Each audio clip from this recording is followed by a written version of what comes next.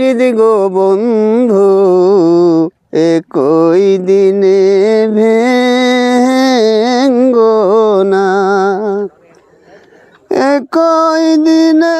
গাছিরা ভোররাতে দা ও দড়ি নিয়ে উঠে পড়েন খেজুর গাছে।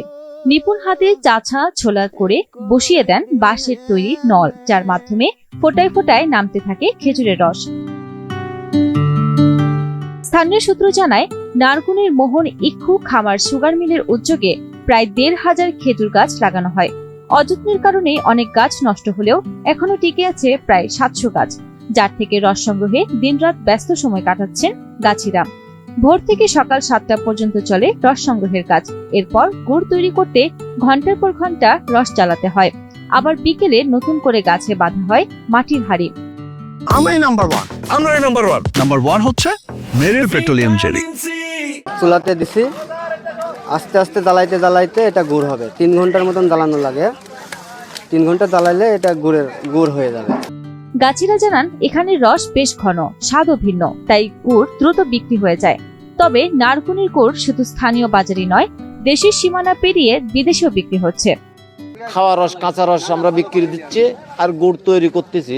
গুড় আমাদের বাইরেও যাচ্ছে, দেখেন এই গুড়টাই যাবে আমার জার্মান যাবে এই গুড়টা। আর এখানেও কিছুটা বায়না করা আছে, অর্ধেকের বেশিটা জার্মানে যাবে গুড়।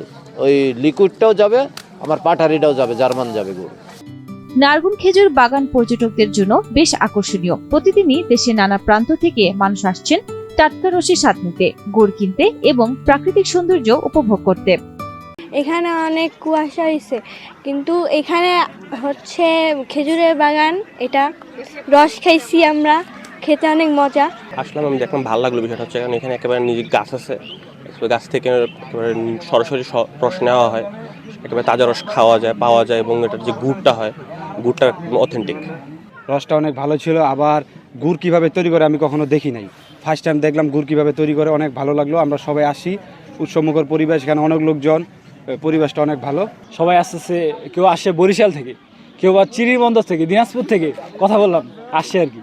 তো সবার মানে সবাই বলতেছে ভালোই লাগলো ভাই। এখানে আমরা আসার পরে শরবত ছিলাম, এখন আমরা গুড় নিলাম, কিছুক্ষণের মধ্যে আমরা চলে যাব। বাজারের তুলনায় যে এখানে যা গুড় তৈরি করে একবার অর্গানিকভাবে, সেগুলো আপনার অনেক কম মূল্যে পাওয়া যায়। গত বছরের তুলনায় বেশি দামে লিজ নেওয়ায় কিছুটা দুশ্চিন্তা হলেও আশাবাদী খেজুর বাগানের মালিক। আমরাই নাম্বার ওয়ান, আমরাই নাম্বার ওয়ান। নাম্বার ওয়ান হচ্ছে মেরিল পেট্রোলিয়াম জেলি।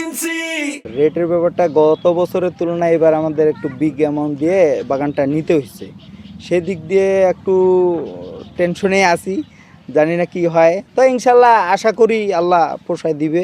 প্রতিদিন 400 হইতে 450 লিটার রস আহরণ আপাতত হচ্ছে, সামনে আরও বাড়বে।